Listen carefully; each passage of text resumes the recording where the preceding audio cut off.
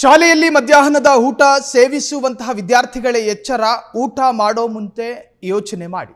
ಮಧ್ಯಾಹ್ನದ ಬಿಸಿ ಊಟದಲ್ಲಿ ಹುಳುಗಳು ಪತ್ತೆಯಾಗ್ತಾ ಇದೆ.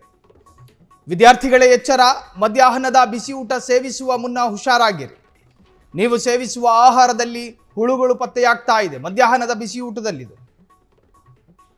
ರಾಜ್ಯಾದ್ಯಂತ ಹಲವು ಶಾಲೆಗಳಲ್ಲಿ ಮಧ್ಯಾಹ್ನದ ಬಿಸಿ ಊಟದಲ್ಲಿ ಹುಳುಗಳು ಪತ್ತೆ. ಕಲಬುರಗಿ, ಮಂಡ್ಯ, ತುಮಕೂರು, ಮೈಸೂರಿನ ಸರ್ಕಾರಿ ಶಾಲೆಗಳಲ್ಲಿ ಹುಳು ತುಂಬಿದ ಆಹಾರ ಧಾನ್ಯ. ಕೆಎಸ್ಎಫ್ಸಿ ಅಧಿಕಾರಿಗಳ ತಂಡದಿಂದ ಗೋದಾಮುಗಳಿಗೆ ಭೇಟಿ ಕೊಟ್ಟ ಸಂದರ್ಭದಲ್ಲಿ ಪತ್ತೆಯಾಗಿದೆ. ಹುಳುಗಳಿಂದ ತುಂಬಿದ ಅಕ್ಕಿ ಮತ್ತು ದ್ವಿದಳ ಧಾನ್ಯ ಕಂಡು ಶಾಕ್ ಆಗಿದ್ದಾರೆ ಅಧಿಕಾರಿಗಳು. ದ್ವಿದಳ ಧಾನ್ಯ ವಾಪಸ್ ಕಳುಹಿಸಿ ಬದಲಿ ತರುವಂತೆ ತಕ್ಷಣವೇ ಆದೇಶ.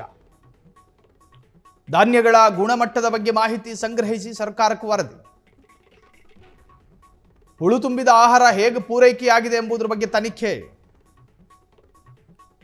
ಅಧಿಕಾರಿಗಳು, ಶಿಕ್ಷಕರು ಶಾಲೆಗೆ ಬರುವ ಆಹಾರ ಧಾನ್ಯಗಳ ಗುಣಮಟ್ಟ ಪರೀಕ್ಷೆಗೆ ಸೂಚನೆ. ಕೆಎಸ್ಎಫ್ಸಿ ಅಧ್ಯಕ್ಷ ಎಸ್ ಕೃಷ್ಣ ಮಾಹಿತಿ ರವಾನಿಸಿದ್ದಾರೆ. ಬಿಸಿ ಊಟ ಯೋಜನೆಯನ್ನು ತಂದಿದ್ದ ಸರ್ಕಾರ. ಮಧ್ಯಾಹ್ನ ಶಾಲಾ ಮಕ್ಕಳಿಗೆ ಬಿಸಿ ಊಟ, ಅತ್ಯಂತ ಆರೋಗ್ಯಕರವಾದಂತಹ ಊಟವನ್ನು ಕೊಡಬೇಕು ಅಂತ ಹೇಳಿ ಇರೋದು ನಿಯಮ. ಆದರೆ ಪಾಲನೆ ಆಗ್ತಾ ಇಲ್ಲ. ಶುಚಿತ್ವದ ಕೊರತೆ ಇದೆ ಕೆಲ ಶಾಲೆಗಳಲ್ಲಿ. ಶಾಲೆಯಲ್ಲಿ ಕೆಲಸ ಮಾಡೋದಲ್ವಾ ಅಂತ ಹೇಳಿ ಒಂದು ಸ್ವಲ್ಪ ನೆಗ್ಲಿಜೆನ್ಸು. ಸಿಬ್ಬಂದಿಗಳ ಕೊರತೆ ಇದೆ. ಶಾಲೆಯ ಮಕ್ಕಳು ಊಟ ಮಾಡುವ ಆಹಾರ ಅತ್ಯಂತ ಗುಣಮಟ್ಟದ್ದಾಗಿರಬೇಕು ಅಂತ ಹೇಳಿ ಸುತ್ತೋಲೆ ಇದೆ, ಆದೇಶಗಳಿದ್ದಾವೆ. ಅದು ಪಾಲನೆ ಆಗ್ತಾ ಇದೆಯಾ? ಇಲ್ಲ.